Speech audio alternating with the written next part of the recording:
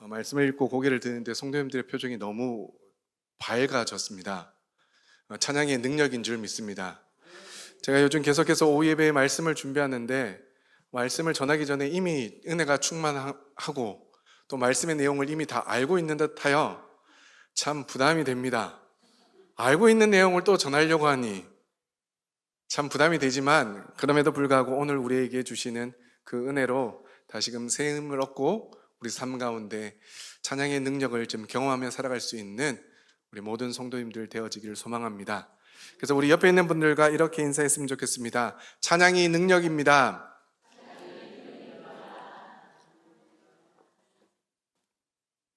찬양이 능력임을 믿으십니까? 그러면 이미 우리는 능력을 이렇습니까? 찬양이 능력임을 믿으시면 우리는 이미 능력을 받은 사람들입니다. 할렐루야. 우리 찬양했잖아요. 그리고 17여 전도에서도 모든 것이 하나님의 은혜의 힘이라고 고백을 했는데 모든 것이 능력입니다.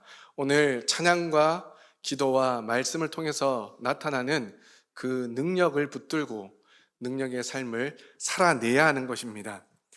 기독교 신앙생활에 있어서 중요한 것을 꼽으라고 하면 많은 사람들이 첫 번째로 말씀을 꼽을 것입니다. 그리고 영적인 호흡과 같은 기도 생활도 꼽을 것입니다. 그리고 그리스도인의 본질인 전도 생활 아니면 교회에서 봉사 생활도 우리는 꼽을 수가 있을 것입니다. 하지만 이런 것 못지않게 중요한 것이 있는데 그것이 바로 하나님을 높여드리는 찬양입니다. 하나님께서는 성경 여러 곳에서 찬양에 대해서 중요한 말씀들을 많이 기록해 주셨습니다.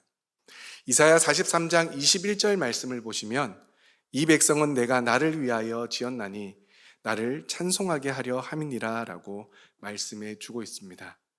하나님이 우리를 창조하신 목적 중에 하나가 하나님을 찬송하는 것이라고 말씀하셨습니다. 따라서 우리가 찬양을 소홀히 하는 것은 창조의 목적에 어긋나게 행동하는 것이라 말할 수 있습니다. 쉽게 말해 찬양하지 않으면 하나님이 우리를 만드신 그 목적대로 쓰임받지 못한다는 것입니다. 그럴 수밖에 없는 것이 은혜가 충만한 사람들을 보십시오. 그들의 입에는 자연스럽게 찬양이 흘러나올 것입니다. 하나님을 사랑하는 마음이 충만해도 찬양은 자연스럽게 우리의 입술을 타고 흘러나가게 되어 있습니다. 그러므로 찬양은 그리스도인들의 삶에 있어서 매우 중요한 것입니다. 여러분들 2020년 코로나가 전 세계를 덮쳤을 때 우리나라도 큰 혼란에 빠져 있었습니다. 모든 사람들의 일상이 멈췄고 대면 예배도 멈췄던 적이 있었습니다. 그런데 그때 TV 프로그램에서 미스터 트롯이라는 프로그램이 굉장히 유행을 했습니다. 우리나라의 트로트 장르가 대세가 될 만큼 큰 인기를 끌었습니다. 그리고 많은 사람들이 그 프로그램과 트로트를 통해 많은 위로를 받았다라고 이야기를 합니다. 혹시 이 자리에 계신 분들 중에서도 우리 미스터 트롯으로 인해서 위로를 받은 분이 계시지 않습니까? 대답은 못 하시는데 다들 그 미소에서 긍정의 대답을 보았습니다. 저희 어머니랑도 이야기를 해보면 저희 어머니는 정동원의 팬입니다. 정동원이 그렇게 예쁠 수 없다고 하시더라고요. 그리고 얼마 전에 울산에 또 정동원이 왔는가 보더라고요. 전화를 드렸더니 정동원 보고 있다고 좋아하시더라고요. 물론 세상의 노래를 통해 위로를 받을 수 있고 좋은 감정을 느낄 수 있습니다. 그것이 뭐 잘못된 것이겠습니까? 지나가다 보면 노래가 들리고 또 그것이 자주 들리면 흥얼거릴 수 있고 그리고 노래를 부르다 보면 감정적으로 좋은 기분이 들어져서 우리의 마음을 위로할 때도 있고 힘을 줄 때도 있습니다. 하지만 그런 세상적인 노래에는 어떤 능력은 나타나지 않는다는 것을 우리는 기억해야 합니다. 하지만 하나님을 높이는 찬양에는 능력이 있다라고 말씀해 주고 있습니다. 왜냐하면 찬양에는 하나님의 능력이 역사하기 때문입니다. 우리가 하나님의 능력을 받기 위해서 앞서 말씀드린 것처럼 말씀을 묵상하고 기도에 전념하고 전도와 봉사를 통해서도 하나님의 능력을 우리가 경험할 수 있지만 찬양을 통해서도 하나님의 능력을 경험할 수 있음을 우리는 믿고 그렇게 따라 살아야 하는 것입니다.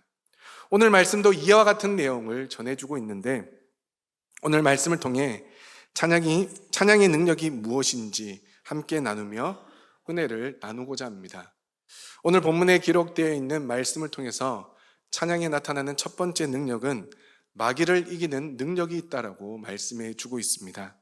오늘 본문 17절 말씀을 보시면 귀신 들린 여종이 바울과 실라가 가는 곳마다 이 사람들은 지극히 높은 하나님의 종으로서 구원의 길을 너희에게 전하는 자라고 여러 날을 떠들었다 따라다니며 이야기했다라고 말씀합니다.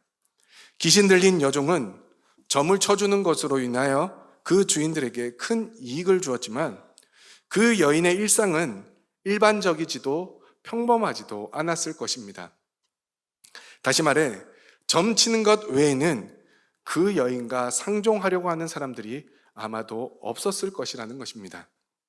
그러니 귀신 들린 여종의 말은 듣기에는 너무나도 좋은 말이지만 복음을 전하는 데 있어서는 계속해서 방해가 된 것으로 보여집니다. 그래서 바울은 예수 그리스도의 이름을 높여 그 사람에게서 귀신을 쫓아내 버렸습니다. 오늘 이 말씀을 통해서 우리는 찬양을 통해 귀신을 쫓아낼 수 있는 능력이 있음을 깨달아야 합니다.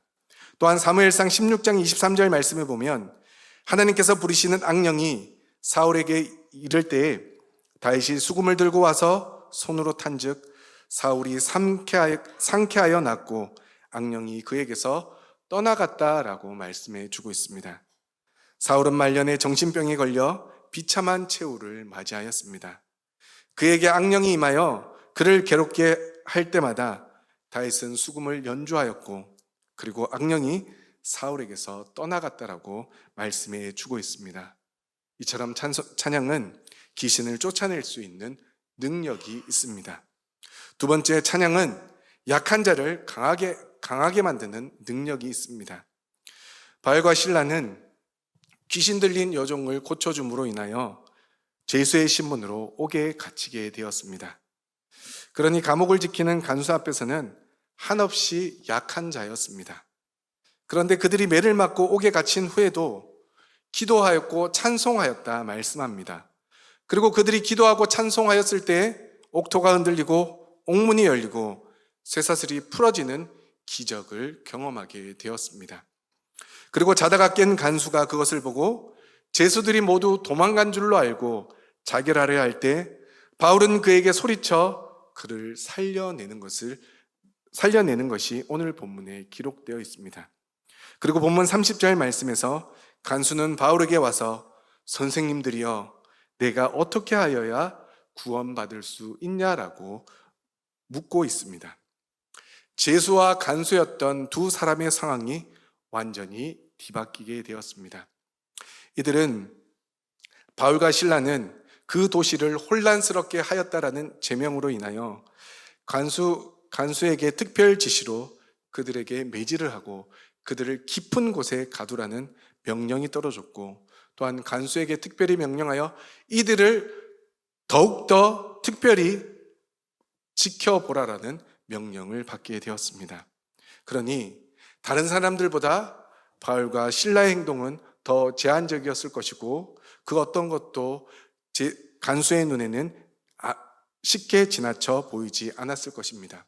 그런데 이제는 그들을 억누르고 압제하던 간수가 그들 앞에 엎드려 내가 살 수 있는 길이 무엇인지를 묻고 있다는 것입니다. 즉 하나님은 찬양을 통하여 약한 자를 강하게, 강한 자를 약하게 하시는 역사를 우리에게 보여주셨습니다. 우리가 오늘 낮에도 함께 말씀을 나누었지만 종교개혁자 마틴 루터가 종교개혁을 일으키려고 했을 때 그는 전 카톨릭 교회와 싸워야 했습니다. 그것은 이길 수 없는 싸움이었습니다. 하지만 그는 찬송가 585장 내주는 강한 성이요라는 찬송을 지어 부르며 두려움과 떨림 속에서 종교개혁을 성공적으로 이끌 수 있게 되었습니다. 그리고 교회의 본질인 오직 말씀, 오직 믿음, 오직 은혜만이 우리가 구원의 길로 갈 수 있음을 선포하며 종교개혁을 성공적으로 이끌었습니다. 이처럼 찬양은 약할 때 우리에게 강한 능력이 되어줍니다. 그러니 찬양을 부르면 약했던 우리가 강해질 수 있음을 성경은 말씀해 주고 있다는 것입니다. 그리고 마지막 세 번째는 찬양은 구원의 능력이 있음을 말씀해 주고 있습니다. 우리 다 함께 오늘 본문 31절 말씀을 다시 한번 읽어보도록 하겠습니다. 31절 말씀을 함께 읽겠습니다. 시작.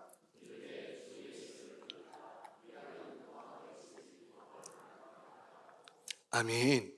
어떻게 하면 구원을 받을 수 있냐는 간수의 질문에 바울은 주 예수를 믿으라. 그리하면 너와 네 집이 구원을 받을 것이라 라고 말해줍니다. 그리고 주의 말씀을 그와 그 집에 있는 모든 사람들에게 전하였더니 간수의 집의 모든 사람들이 세례까지 받았다라고 말씀해 주고 있습니다. 이처럼 찬양은 구원의 능력이 있습니다. 깊은 감옥에서 하나님을 높여 찬양하였더니 그들이 처한 환경은 바뀌지 않았지만 그들의 상황이 달라졌고 그로 인하여 구원의 역사가 일어났고 그로 인해 또다시 하나님을 높여 기쁨으로 찬양하는 역사가 일어나게 됨을 볼 수가 있습니다. 사랑하는 성도 여러분, 찬양은 우리에게 놀라운 역사를 가져다 줍니다. 이를 한마디로 이야기하면 어떤 상황에서든 찬양을 하게 되면 우리의 모든 문제가 해결되고 더 나아가 다시금 기쁨으로 하나님을 높여 찬양하게 됨을 성경은 말씀해 주고 있습니다. 오늘 본문 외에도 성경은 적과 싸울 때에 찬양을 통해 승리하게 됨을 수없이 증거해 주고 있습니다. 그러므로 이스라엘 백성들이 적과 싸울 때에 찬양을 했던 것처럼 우리는 어려운 문제를 해결하고자 할 때 그것이 생사간의 중요한 문제요 어려운 문제라 할지라도 우리는 먼저 찬양해야 되는 그 이유와 목적이 바로 여기에 있는 것입니다. 그것이 문제 해결의 지름길이 될 수 있기 때문입니다. 극동방송의 이사장이신 김장한 목사님은 설교의 대상은 인간이기에 설교는 사람을 움직인다라고 말씀하셨습니다. 기도의 대상은 하나님이기에 우리의 기도는 하나님을 움직인다라고 말씀하셨습니다. 그런데 찬송은 하나님과 사람 모두를 움직인다고 말씀하셨습니다.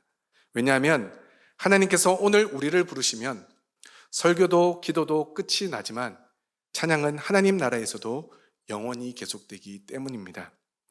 그러므로 오늘 함께 드린 찬양 예배와 말씀을 통해 찬양의 은혜가 우리 성도님들의 삶에 날마다 샘솟듯 넘쳐나기를 소망합니다. 그래서 여러분들의 삶 가운데 찬양의 능력 또한 함께 경험하길 소망합니다. 계속해서 우리가 기관들이 나와서 찬양할 때 그 찬양을 그냥 흘려듣지 마시고 그것이 나의 신앙 고백, 그래 내가 이제 예수로 살고 또한 은혜의 힘으로 살아갈 수 있음을 고백하면서 결단해 나가셨으면 좋겠습니다. 물론 말씀을 통해서 말씀을 듣고 결단하는 것도 참 중요합니다. 그와 함께 이루어지는 것이 기도요 찬양입니다. 그럴 때 우리의 삶에는 능력이 나타나고 그것을 통하여 우리의 삶의 자리가 바뀌어지고 약한 우리가 강한 자가 되고 그로 인하여 우리를 통하여 하나님께서 이루시는 구원의 역사까지 우리가 경험하게 된다라고 오늘 본문 말씀은 우리에게 분명하게 이야기해 주고 있습니다. 그래서 여러분들의 삶이 하나님 안에서 날마다 찬양으로 인하여 참된 기쁨이 넘쳐나고 그리고 찬양으로 인하여 주의 복음이 전해지고 그로 인하여 찬양으로 한 영혼을 구원할 수 있는 그리고 여러분들의 가정을 살려낼 수 있는 그런 놀라운 능력을 날마다 경험하며 살아갈 수 있기를 주님의 이름으로 축원합니다.